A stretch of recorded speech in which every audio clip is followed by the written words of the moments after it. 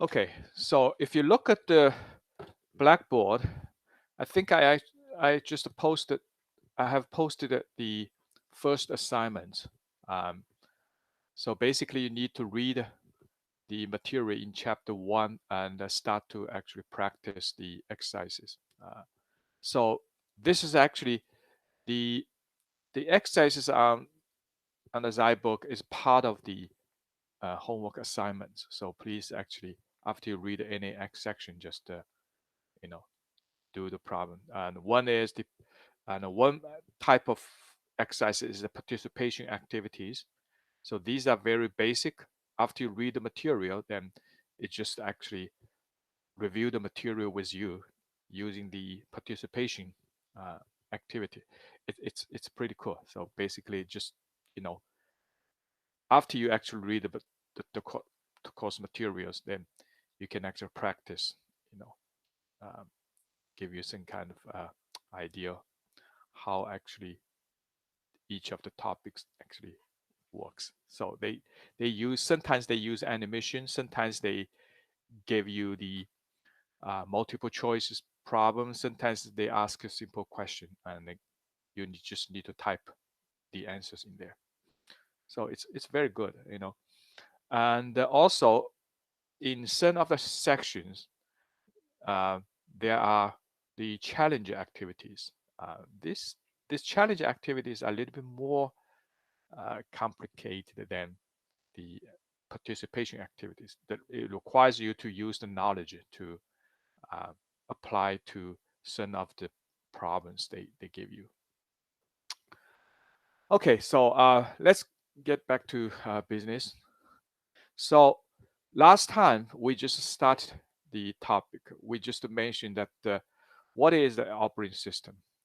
An operating system. So operating system is a basically abridging the um, basically it's kind of a bridge just to actually you know connect the users to the computer hardware.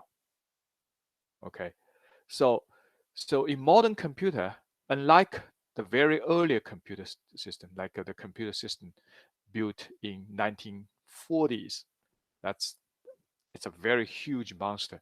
Now, when people use the computers, they basically just actually use all these switch and plug the wires into different memory location. So they, you know, there's no, they don't hide anything. You know, they just actually say, okay, I want to store a data, store particular integer like 1, 2, 3, 4 into one of the computer memory. So basically, they just plug the wire from some place and plug it in, and they just create the numbers by actually using the different binary numbers. They just you know plug each of the wires in, so they store the numbers into the memory location. It's very direct.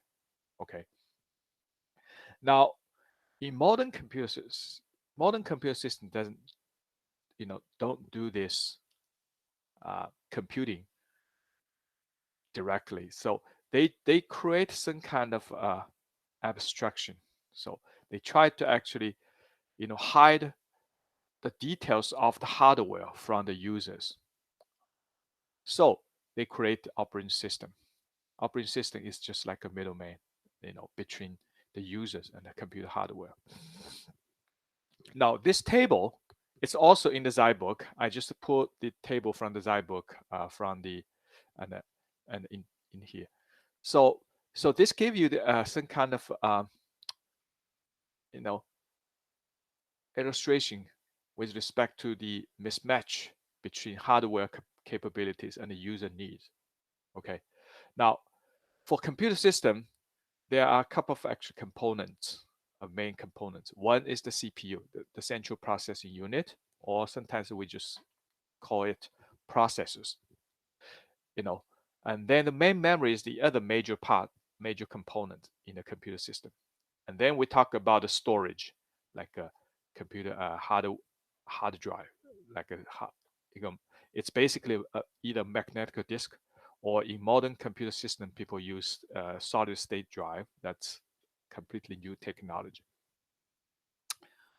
And the I/O devices. Okay, looks like someone is joining the. Okay, yeah. Let me just admit. So, and also the I/O devices.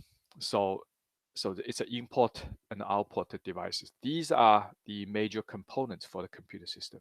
Now, on the left side, the hardware capabilities basically describe each of the components and what's the functionality.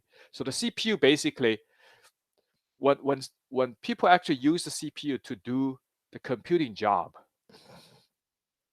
the CPU cannot understand every activities we actually ask them to do.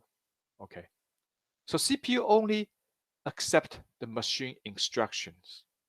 Okay, CPU is a chip. It's a integrated circuit. Only basically accept the instructions and perform the corresponding activity.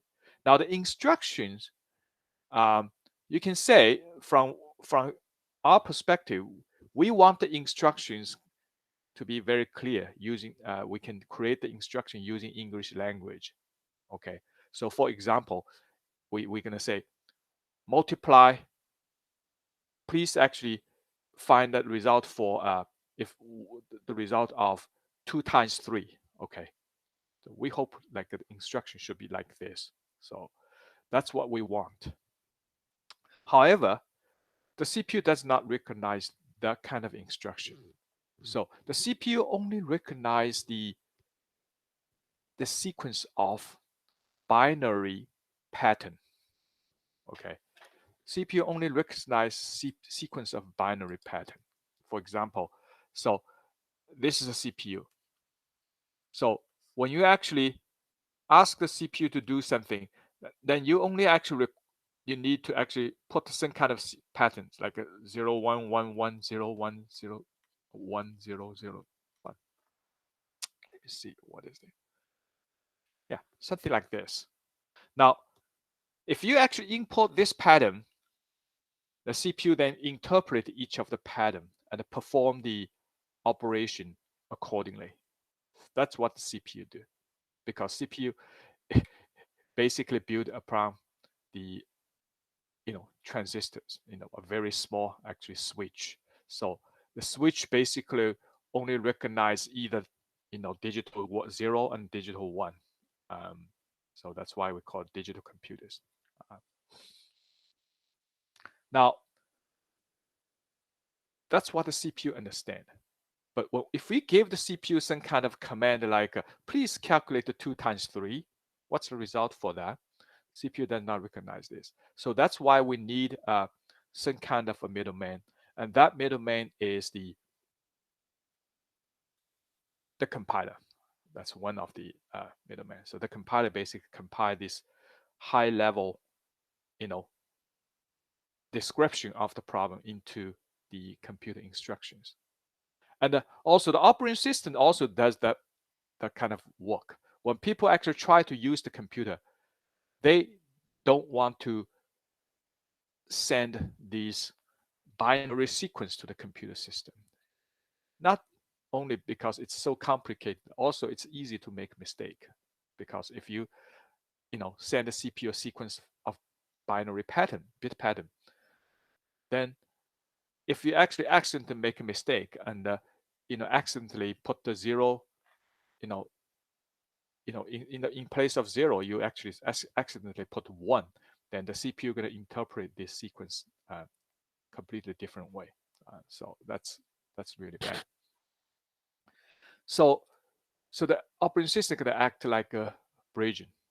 So from user perspective, a user doesn't need to know the actual instructions.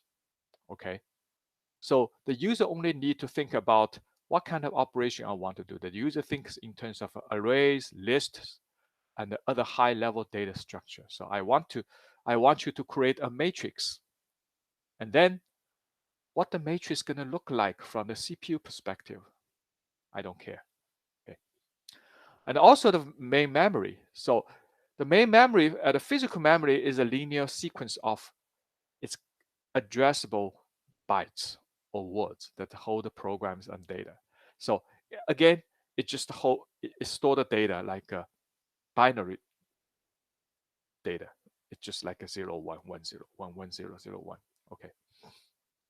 So the memory is actually basically, physical memory basically consists of uh, each of the unit called a cell. Okay, memory cell. Each cell is probably fixed size.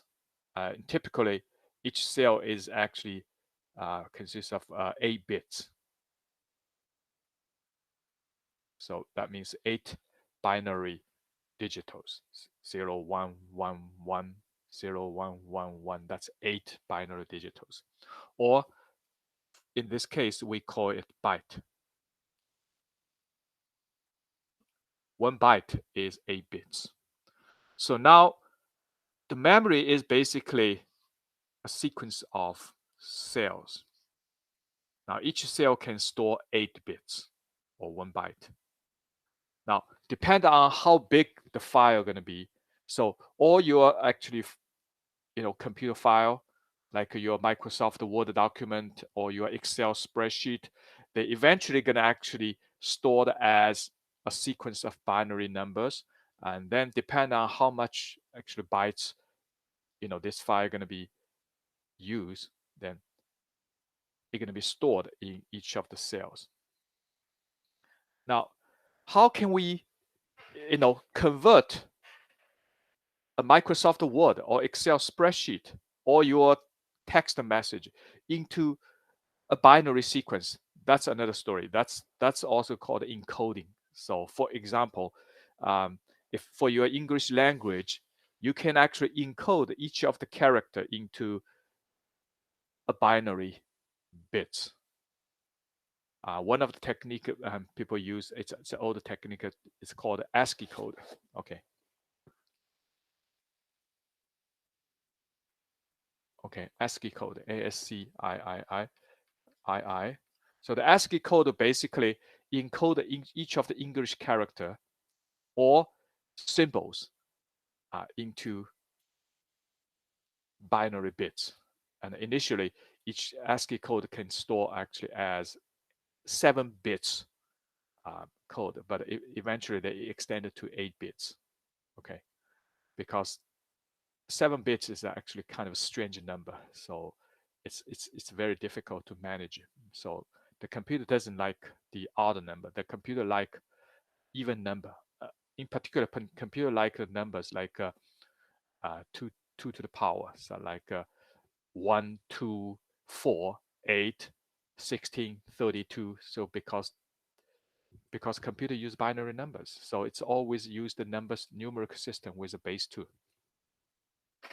So this is how the data is stored in the memory. However, when the user try to use the computer system, they don't want to know this. They don't like this kind of arrangement. So if I want to say I want to create a file, and I have to specify which particular cell I need to store my file into, and how many how many cells I need to store my files. From user perspective, that's too much, right? So many users, they just want to use the computer. They don't want to know how the computer is structured. So basically, user basically must manage. It's like called heterogeneous collection of entities of various types and size. So from user perspective, all I want is I want to store an integer. Okay, so that's all I want. I don't care where you're going to store the integer to. Which particular cell in the memory are you going to actually store my integer. Okay, so this is actually the user needs. So then when user actually requires this, you need actually some kind of middleman to convert this into, translate these needs into what the hardware going to actually process. And the same thing with the secondary storage. So basically, this table basically gave you the idea. So the mismatch between what the computer hardware can do and what the user actually needs. Okay.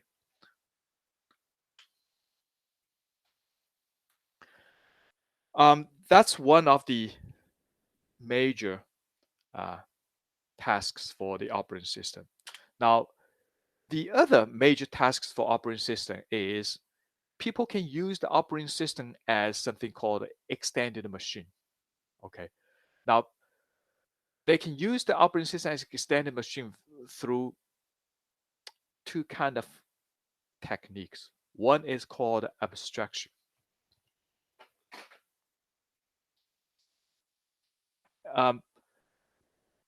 So abstraction is basically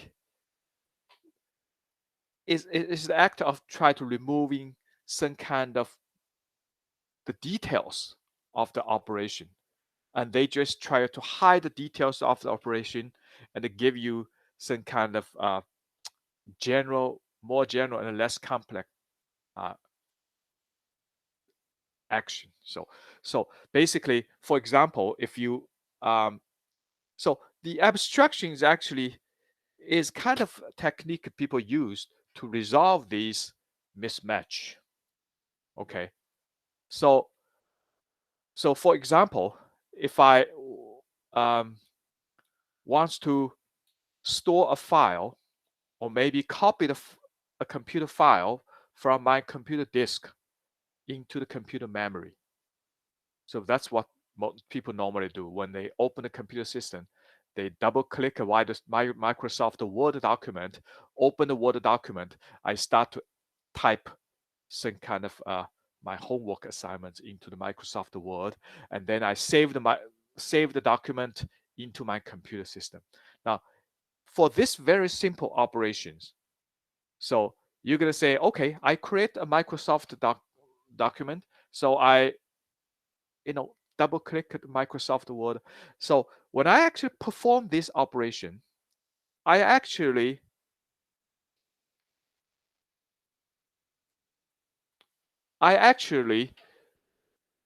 copy my I actually started my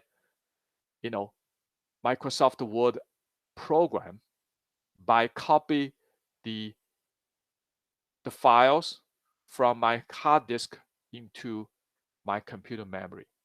So in order to execute any computer program, you have to actually copy the file from your hard disk into the computer memory. Okay, this is how the computer can operate.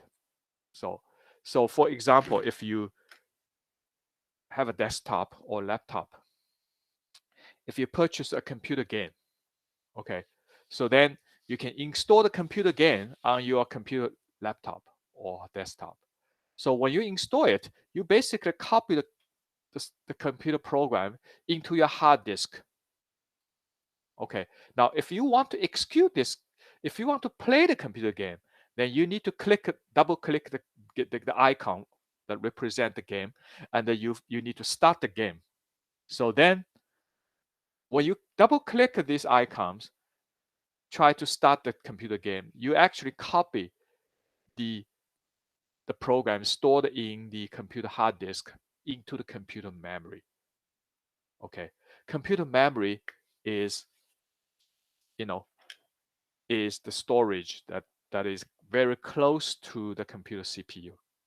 Okay, so now when you play all this, you are actually playing some kind of abstraction because you actually copy the data from computer hard disk into the computer memory.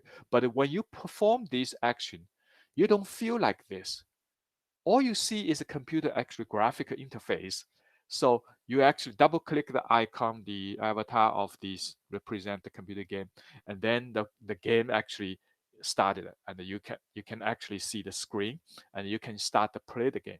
Okay, now you looks like this is actually the abstraction.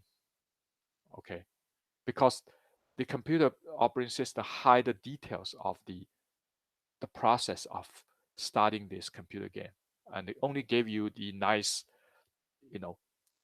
graphics interface. So this is abstraction. It's the act of removing unimportant details or attributes of object in order to construct a more general or less complex object. Okay. So you make the operation very simple from user perspective.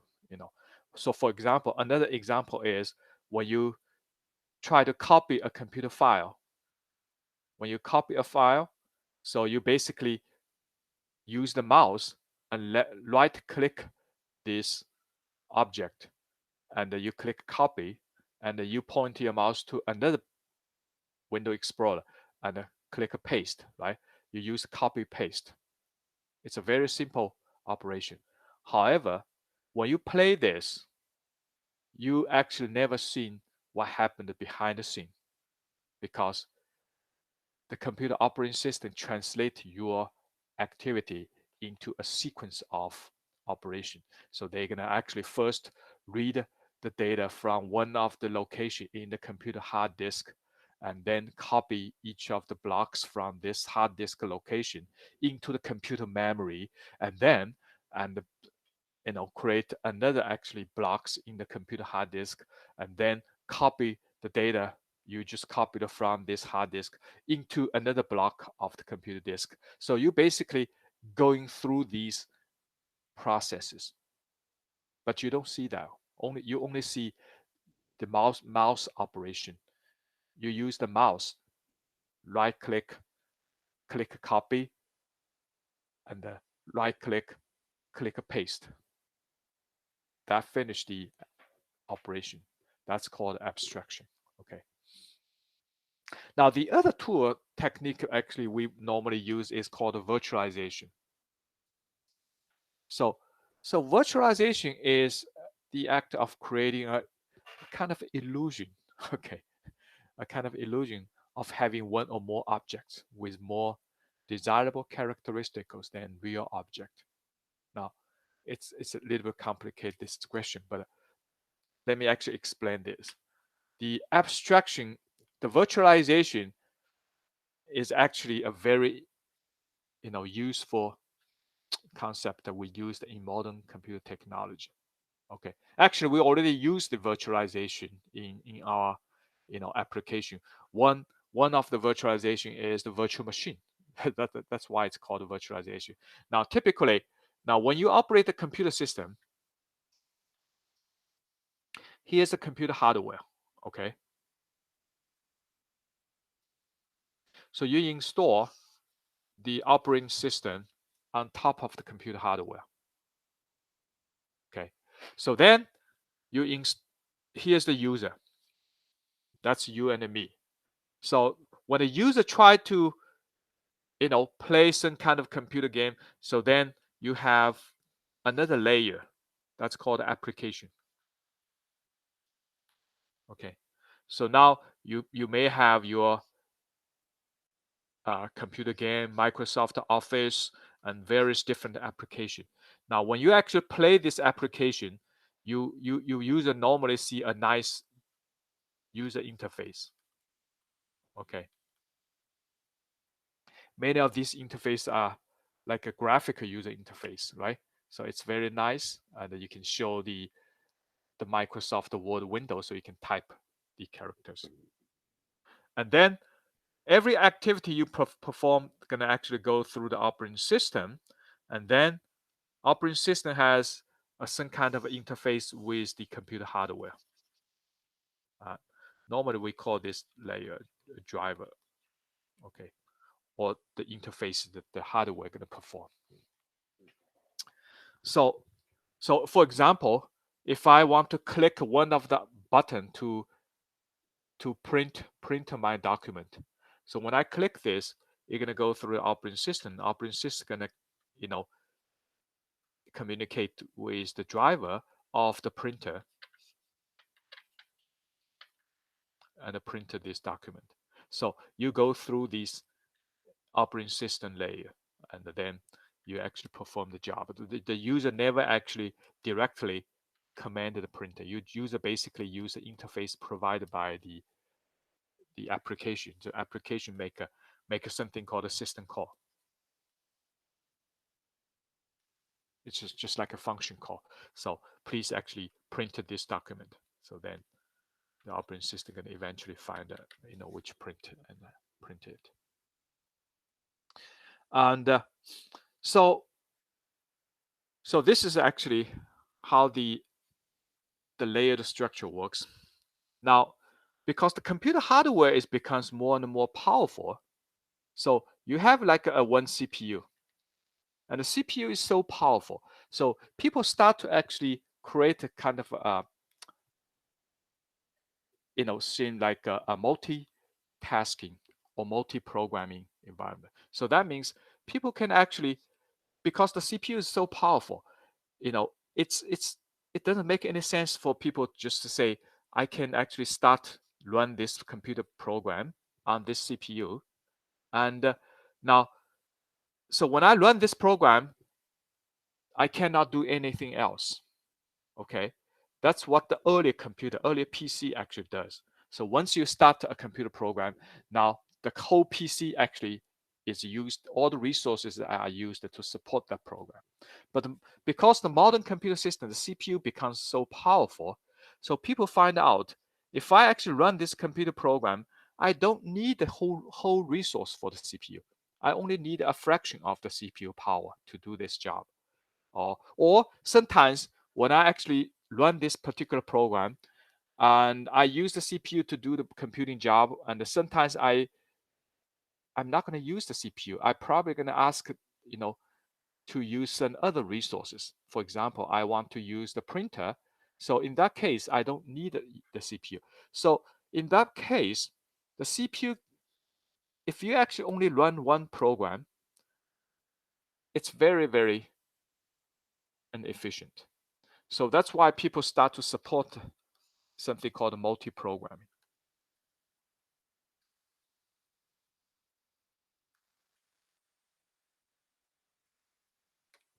It's called multi-programming. So you can actually run multiple programs on top of one CPU. Okay. So but the CPU there's only one CPU. And if I want to execute one program, so I actually going to execute the instructions for that particular CPU. So I execute the instructions for one instruction and another instruction. So for any particular moment, CPU only going to execute the instruction for one program. Now, how can I support multiple programs? So then they use some kind of technique called time sharing. What the time sharing going to do is, the CPU is so powerful, so I'm going to actually spend a little bit of time on this program, and then I stop. Then I switch to another program and execute another program, and then I execute another program, and then I switch back. Okay, so the CPU basically switch back and forth among these different programs. Okay, it's just like so if I actually I'm playing chess. Okay, so one of the famous actually chess player, the champion, he's actually Russian. He can play the chess so quick, so he actually can. I think the record says he can simultaneously play the chess with 32 people. 30. I forgot the exact number. Let's say 32 people. Okay. So what they do is, okay, so we have people sitting on this table. Each people has a chess board here.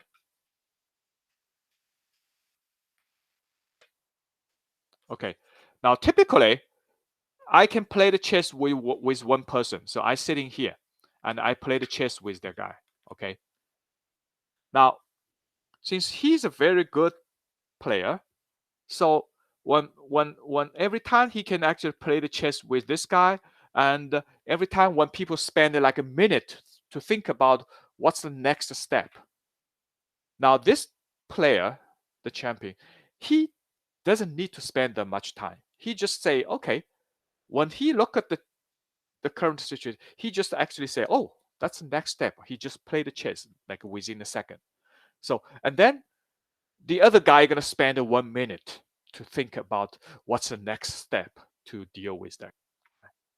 So then it doesn't make any sense for the player to stay with the guy. So he actually jump to the next guy and play another move, make another move with that guy, and he just spent 1 second. So this is kind of situation. I assume that each of the player on the top, they're gonna spend 1 minute to think about how to move the next step. Now, that chess player, he is a very professional. He only, every time when they move a step, he just need 1 second to do that. Okay, so technically, he can actually play with 60 players, right? Because 1 minute is 60 seconds. So he can actually move the chess with 1 second. So he can actually, so he basically walk around. So 1 second he play with the guy, and after a minute, so this guy moved the next step, he just jump back and move the next, play, put the next move, step. So this is called multi-programming, and so in that case, this is gonna make the chess player extremely busy. He can just jump back and forth among them.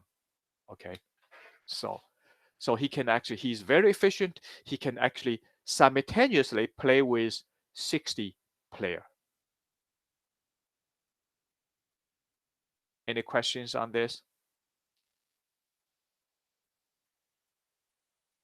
Now this is called multi-programming. He achieved this multi-programming using some kind of technique, okay, called time sharing. Now, if the chess player play with 60 people, and now the other part he's playing with, they average, they spend like 1 minute to think about next step. The chess player only requires 1 second.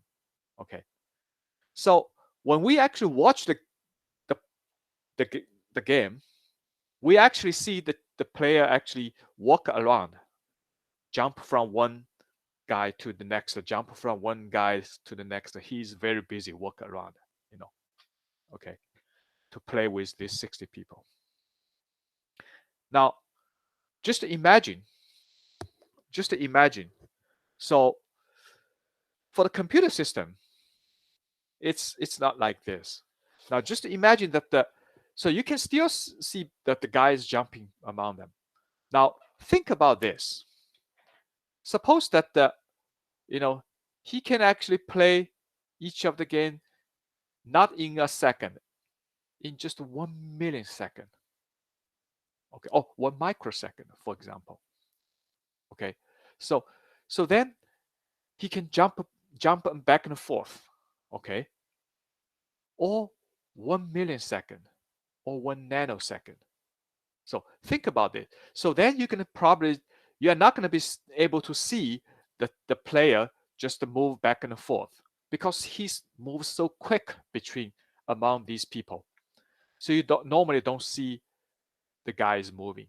Okay, it's instead of he just move boom boom boom boom to the next guy, and after 60 round, he just moved back to the original one, and then bum bum bum bum to move again. So every minute he just moved a complete circle. Okay, now think about it. He can move a complete circle in 1 second, in 1 microsecond. So you normally don't see the guy anymore. You just see the circle, right? Just like a Mickey Mouse fighting with the enemy. So if Mickey fights with 3 guys, and he can use the hammer just boom, boom, boom. But if he acts very quickly, he's boom, boom, boom, and then boom, boom, boom. Eventually, you don't see this movement. Okay. Now, that's basically what it is. Now, in a computer system, a CPU can perform an instruction at a very fast speed. Okay. Now, depend on how fast the CPU going to be. Now, the speed of the CPU is measured by something called a clock cycle. Okay. Now, if the CPU is, for example, 1 megahertz, that's a very slow CPU, right?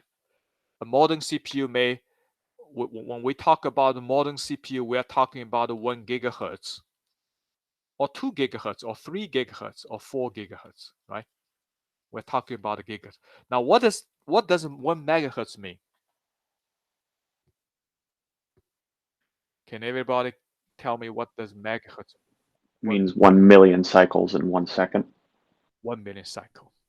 Because 1 hertz basically means 1 hertz. Now, 1 megahertz basically means 1 million cycles in a second. Now, each cycle, a CPU going to process an instruction. Okay. Now, 1 gigahertz is basically means 1 billion cycle. That's very fast. So now, think about the multi-programming is just like this chess player, but now at much, much faster speed. So for example, when CPU actually process this, doing this application, it may actually spend like 10 cycles, okay? And spend 10 cycles in this one. And then after the 10 cycles, the CPU switch away from this application and switch away to this application. Another 10 cycle. Another 10 cycle. Okay. So because the CPU 10 cycle is nothing, because it can play 1 million cycle in a second. So 10 cycle is just a very small fraction of a second. So that means you can probably see from a user perspective, if I'm a user, I'm playing this game, and another user playing that game, another user playing that game. So then each user probably don't even notice that CPU is actually jump back and forth among these programs, right? Because it's switched so quick. So this gonna give you people some kind of illusion that each one is treated well by the CPU.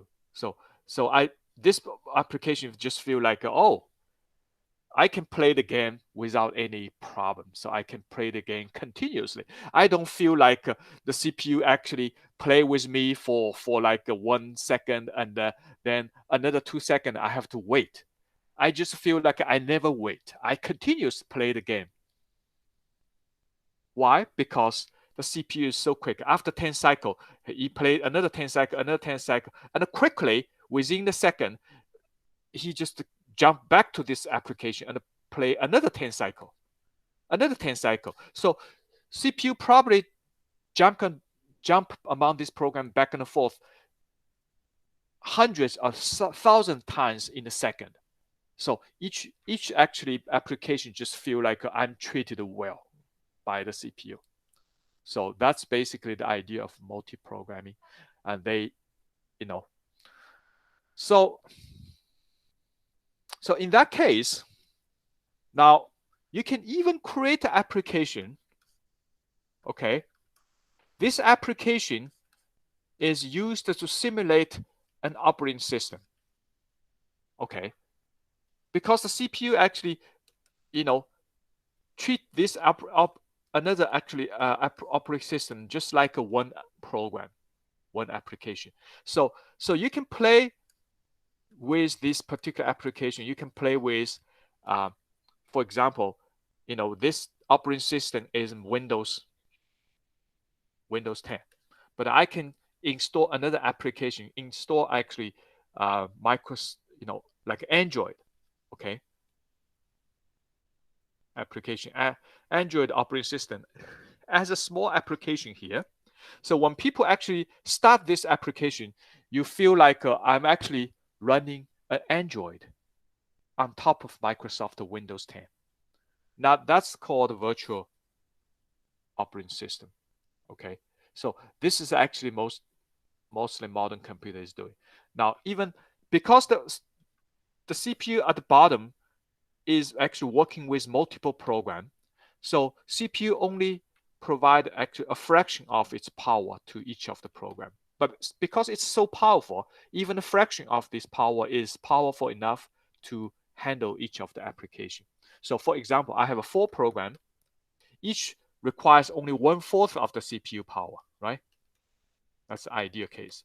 So for example, if this is a 4 gigahertz CPU, now each program just feel like I'm actually running on a 1 gigahertz CPU, and I'm actually on this 1 gigahertz CPU.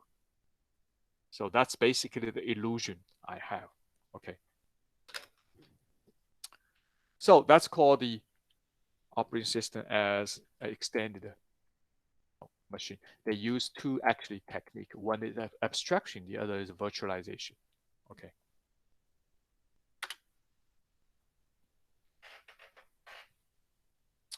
So now we just mentioned earlier that when we use the operating system performs 2 major parts. One is from the user perspective, it act like the interface. Now from the other side, the operating system performs like a resource manager.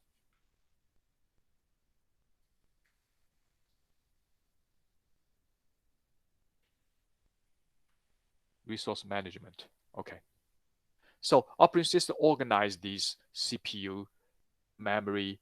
So for example, like multi-programming, that's one of the way the operating system manages the CPU, because they can operating system basically, allow the CPU to support multiple programs, create some kind of illusion that each user gonna use the system, okay, at the same time. So that's basically the idea. So the operating system basically used as a resource manager. So an application executes code, share the main memory, okay, and reads data from the input device and output result to the printer disk, So the performance application of application depends on the efficiency of use of various devices. Now, when the computer system supports multiple tasks, then the computer system needs some kind of somehow manage these computer resources efficiently. Okay, so one way is there's a couple of criteria for this. That's something we're going to talk about in later chapter, because so one thing is, so the operating system plays as the resource manager. So one of the criteria to judge whether this operating system is a good operating system is whether the operating system can manage the resource very efficiently. For example, one of the criteria is, if you are running multiple programs, you have a couple of different applications, and you try to actually run this application, and so you actually go through the operating system, say, I want to actually run myself, and the operating system can say, fine, you can actually start your program. And another program say, oh, I want to run. Operating system say, fine, I can do this. I can manage it. I can manage multiple, applications. Now, if the operating system is, if you have multiple users, and so then one application is actually run, if one application is running and the other application cannot get the resources, so they have to wait. Okay, so then, I mean, this way, it's really good, not good, right? The ideal case is the operating system can optimize the resources, make sure that every application gets same resource to use. For example, one of the applications actually using the printer, the other application is using the CPU, the other application use some other resources, so they can organize the resources well, so everyone feels happy. Okay, so that's one of the tasks for the operating system. Okay, so now the reason that you can actually optimize the resources is because a program typically alternates between different phases, between phase of input, computation, and output. It's unlikely that any program, once it's started, it will always do the computing job. It stays doing the computing job and never switch to other phases. That's unlikely, because if you want to run the program, sometimes the program is going to actually wait for the input of the data. Sometimes a program is doing a computing job. Well, while the program is doing the computing job, it's going to use the CPU resources. When they do the input, then they're going to use the keyboard, mouse, or when they use the output, they probably use the display things on the monitor, or speak something out using the speaker, something like this. So they use different resources in the computer system. Now, hopefully, if you have multiple programs, so these programs going to actually, at a particular time, they probably going to use different resources. If all the programs use the same resource at the same time, that's a nightmare, because then you'll find out, oh, it's kind of slow now, because all the program is fighting for the CPU, fighting for the CPU resources. But if you can avoid this, organize the program well. So while one program is using the CPU, the other program using the input, and the other program using the output resources, that's a nice way to organize the jobs. Okay, so that's the job for the operating system. Now, operating system doing this by using multi-programming. It's a technique that keeps several programs active in the memory and switch execution among the different programs to maximize the use of CPU and other resources. So it just optimizes the CPU usages, because as I say, the CPU is so powerful. Modern CPU is so powerful. If you only actually assign one job to the CPU, that's a waste of resources, right? So in modern PC, you're probably going to actually running a multitasking. So you actually doing your homework. You also actually plug it in your actual microphone. You can listen to the music. So you can play the music with your computer. You can do the homework, and you also have a web browser open, so you can surf the website. So you can actually perform multitasking. Okay. So this is multi-program. And then in one particular case, the multi-program is achieved by using some kind of technique called time sharing. Okay. So it's extension. The time sharing is an extension of multi-program, where the CPU is switched periodically among all active computations to guarantee acceptance response time. Okay, for each user. Okay, so let's see.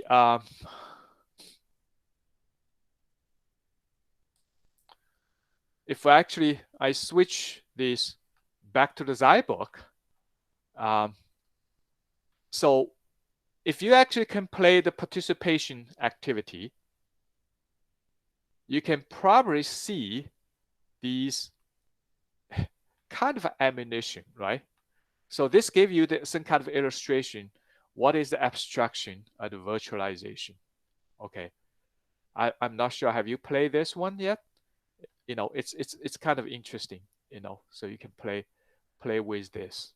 It just give you, basically, the abstraction basically means there's a couple of layers of abstraction.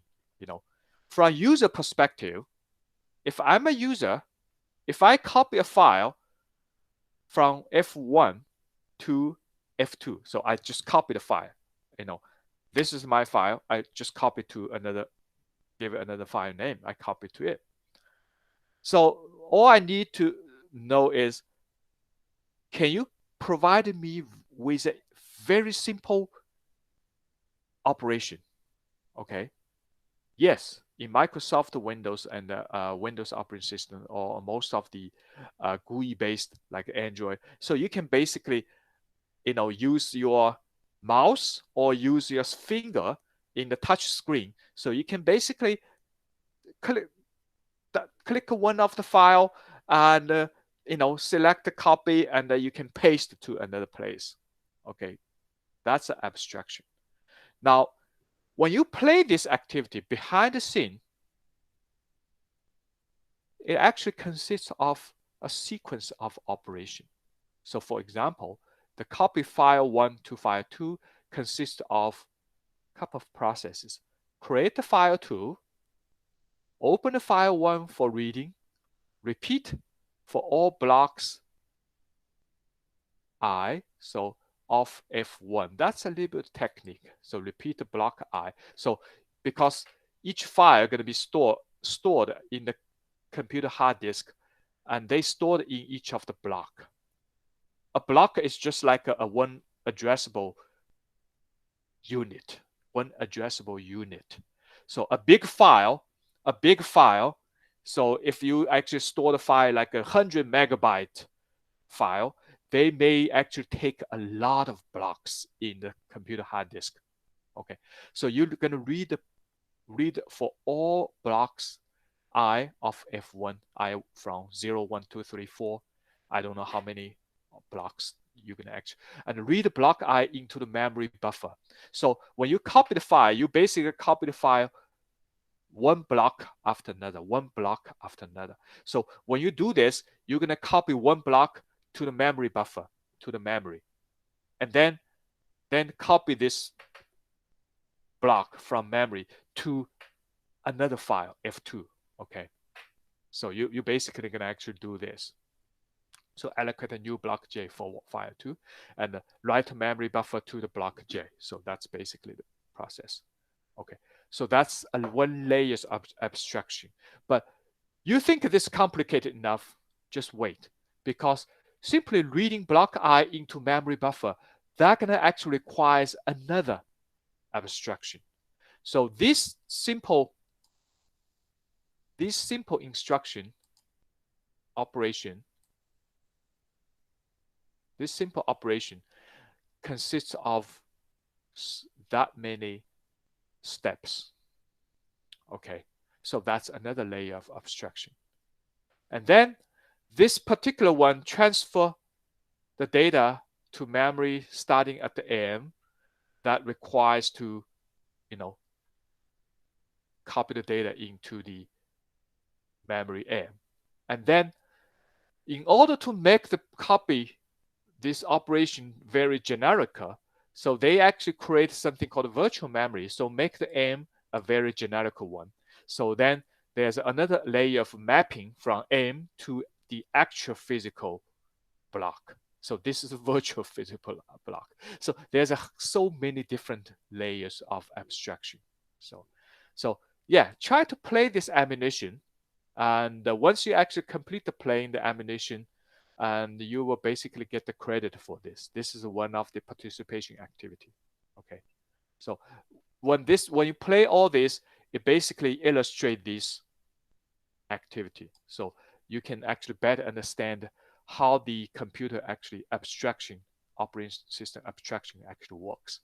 Okay, it actually consists of like 8 steps, and each step actually provide another layer of abstraction. Now, the next one is also very interesting. This gave you some kind of idea how this multi-programming and time sharing working. Okay, so suppose I have a computer CPU. Okay, So I have two programs.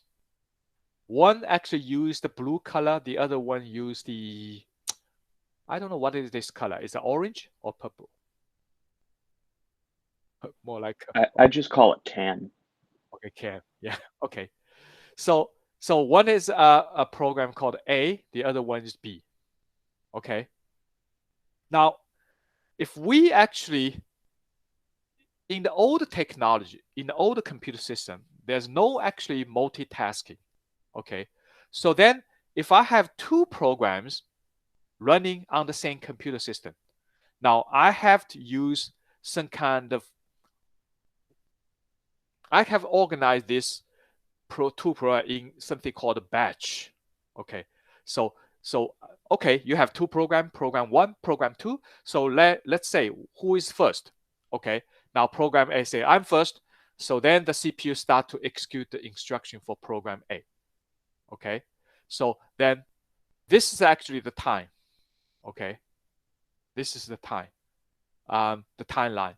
So when the CPU start to run program A and execute instruction one after another. And at a certain point over here,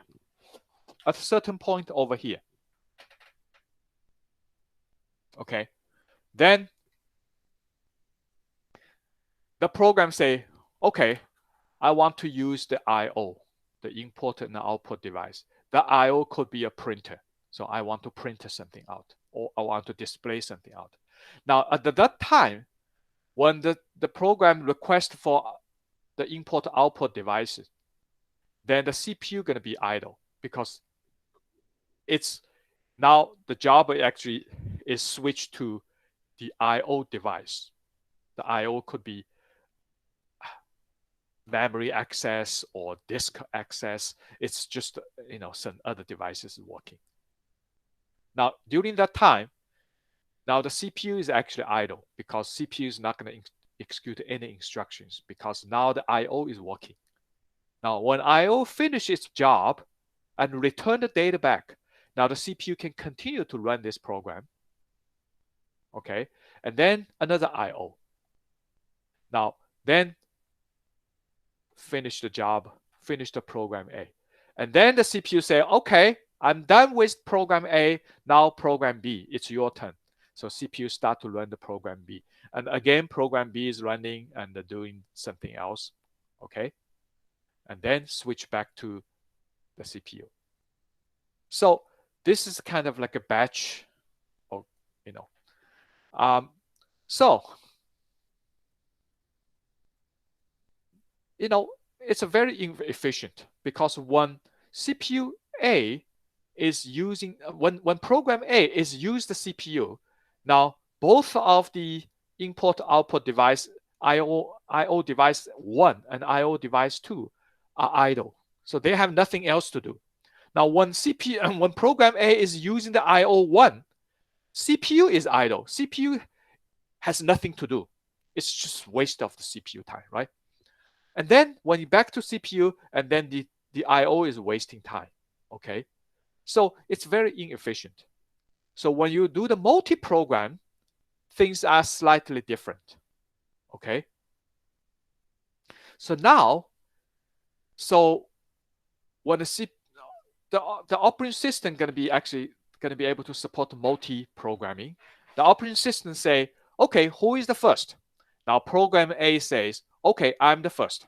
Okay, so the CPU start to execute the instruction, and at the same moment, the program A say, okay, I'm going to switch away from CPU. I'm going to use the I/O.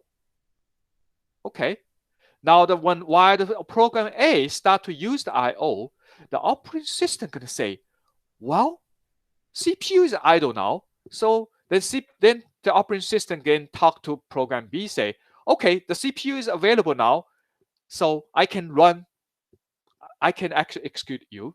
So then the CPU start to execute the program B. Okay. Now program B, so this particular cycle is actually running right after program A quit the CPU. So of course, when this cycle is finished, then program B gonna say, so program B gonna say, okay, I'm gonna use the IO because I have to wait for IO to give me the data. So the program is start looking for the IO2.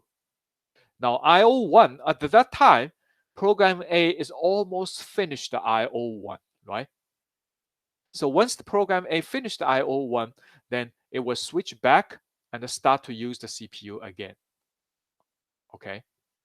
Now, once it finished, then at the time, the program B finished the IO2. So program B can actually start the CPU time. And then program A actually jumped to the IO1. And then program B finished the CPU and start the IO2. So now you actually see some sort of overlap. At this particular moment, you will find out both CPU and IO1 are busy, right? At this particular moment, CPU is idle, but IO1, IO2 is busy. Okay. Now at this moment, both CPU and IO2 is busy. So that means at each particular time, two resources are busy instead of over here. So at each particular time, only one resource is used, and the other two resources are going to be idle. So in here, so you can actually efficiently use the actually resources. Now, what's the benefit of this? What's the benefit of this? You can get a lot more done in a shorter amount of time. In a short amount of time, you get both job done at this moment. Now here, with the batch approach, then you only execute one program and the other program is waiting. But now you finish at that timeline, but then you can finish job very quicker. Okay, that's the multi-programming. Okay, now looks like from program A perspective, the program A just feel like, okay, I don't actually benefit from it, but the program B benefit a lot from this, right? Program A still finished at this timeline, but program B is much faster. Overall, it's much faster for both programs. Now, the time sharing is basically a type of multi-programming, but the time sharing is specifically, interesting because, in here, so when program A start to use the CPU, okay, now program B cannot start because program B has to actually start from the CPU. And then when CPU execute the instruction, then the CPU can give the program B say, okay, now it's time to use the IO. But you cannot directly jump to IO because you have to execute the instruction. Based on the instruction, then you can use the IO. So program B cannot start while program A is use the CPU. So the program B has to wait until the program A finish the first cycle of CPU usage. And then the program B can jump in. So in this case, so program A gonna take the CPU until program A voluntarily quit the CPU. Okay, voluntarily quit the CPU. And then the program B can jump in. So if the program gonna use the CPU for a very long time, the program B is still going to wait for a very long time until program A voluntarily quit the CPU. Now, the time sharing is slightly different. The time sharing basically, now the control is not on each of the program. The control is on the operating system side.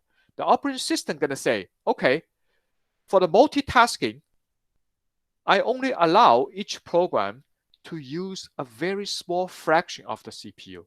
And then I'm going to force this program to quit the CPU and I load another program. Okay, so that basically, so each of the small cycle is just actually one slot that allocate for each of the program. And after these small slot, the CPU gonna the operating system gonna force the program 1A to kick the program A out of the CPU and then load the program B into the CPU. And then when program B reaches its time, it will kick the program B out and then load the program A. So basically, the CPU gonna actually execute the program A for a small time slot, and then program B for a small time slot, and program A again, program B again, program A again, program B again. So that's basically the time sharing. Okay, so in that case, when the program A, after 4 cycles, because that 4 cycle combined basically is the same length as this one.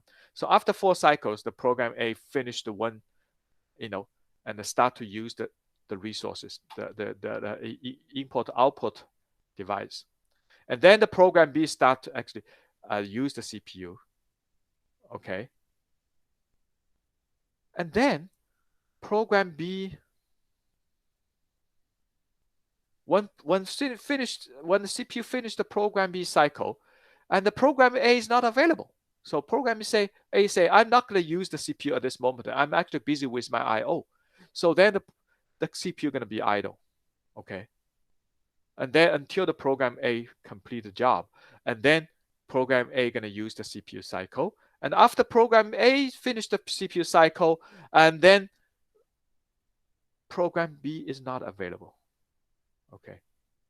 So program A continue with the cycle, and then program B, program A. So this time, CPU actually operating system gonna switch back and forth among this. Now, if you design smartly, then hopefully you can actually continue with the program B, right? While program A is out, so you can continue use. That's another approach, but this is what it is.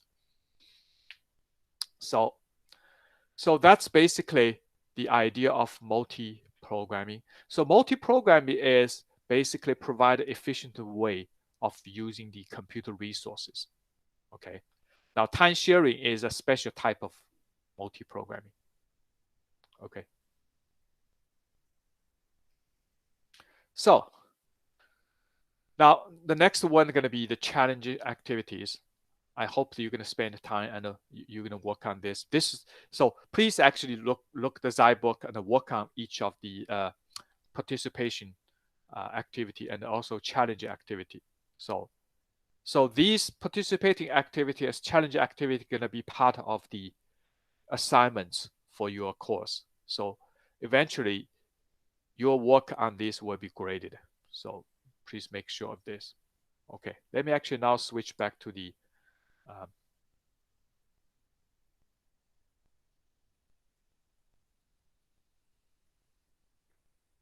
so this is one of the example for the participation activities. And you can work on this, but I'm gonna pick this one so you can actually see how we're gonna do it. So so let's say how much time do we have now? Let me.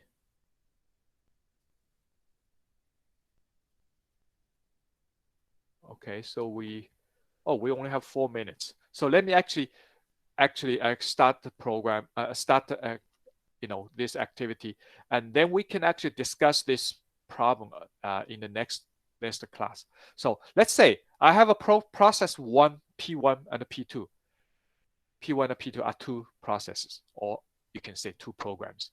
They share a single CPU and the 2 independent IO devices, just like the one we just talked about, IO1, IO2. Okay. So each process executes a computer bound phase of 10 times units, followed by IO bound of 10 times units. Okay.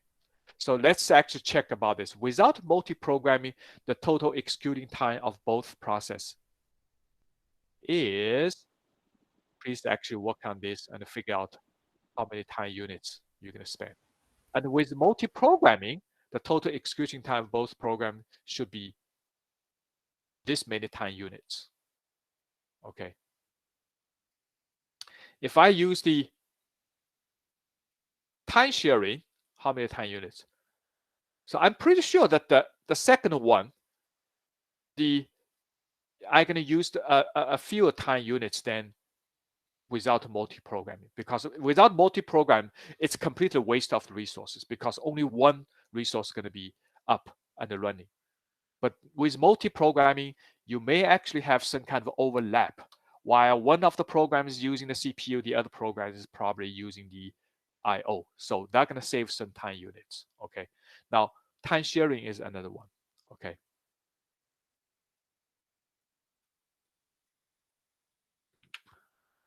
Okay, I still have 2 minutes. So let me actually show the how we're going to actually do this. Let's actually check this. Okay. So let's say, oh, sorry.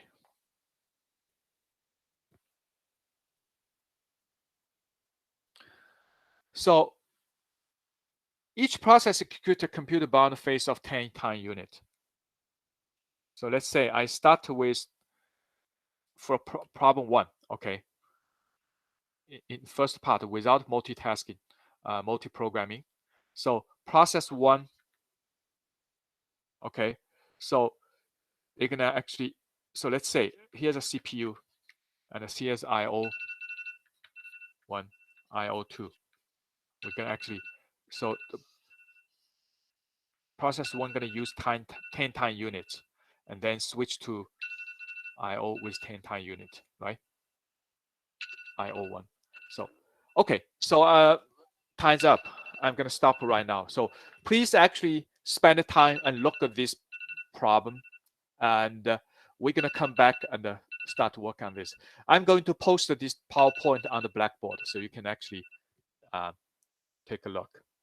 Okay, so, and also please, don't forget to start with the Zybook exercises, and because once I finish each of the section, each of the chapters, then I hope that you already finished the exercises in the Zybook, because they're going to be, this part of the work is going to be graded. Okay. Okay, so I think that's pretty much all I want to talk about for today. So, well, do you have any questions before I call it a day? The open response questions on Zybooks, do you want us to turn those in too, or are those just not part of the homework? Or open response. Let me see. What is? Yeah, there's like, it asks some like, usually toward the end of the pages, it asks like a question that you can't fill in. Yeah, these ones. Oh, okay. Yeah, like this, right? Mm-hmm. So, yeah, also please actually do this. Okay. Okay, so how would you want those like formatted if we were going to turn that in? Okay. Let me actually check it out. Does it require to type something in the text box? Because No, it doesn't. Okay. Yeah, there isn't a text box. If you click the about thing, it tells you to like write it down on paper, I think. Yeah. Yeah, there should be some kind of text box so you can type your answer in there.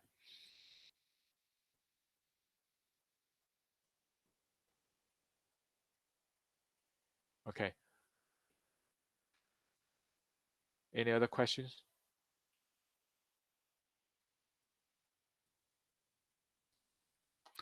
Okay, so I think that's pretty much all I want to talk about. So I'm going to post the PowerPoint on the Blackboard as well in the course document part. So, but I hope that in the meantime you actually start to work on these Zybook exercises. So okay, so again, if you have any questions in your homework, please actually send me an email or schedule the Google Meet call so I can actually give you some kind of advice.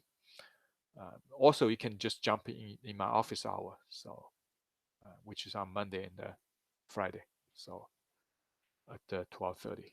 So okay, Thank you, okay. So Professor. have a Good weekend. enjoy the rest of the day. yeah, have a good weekend. So.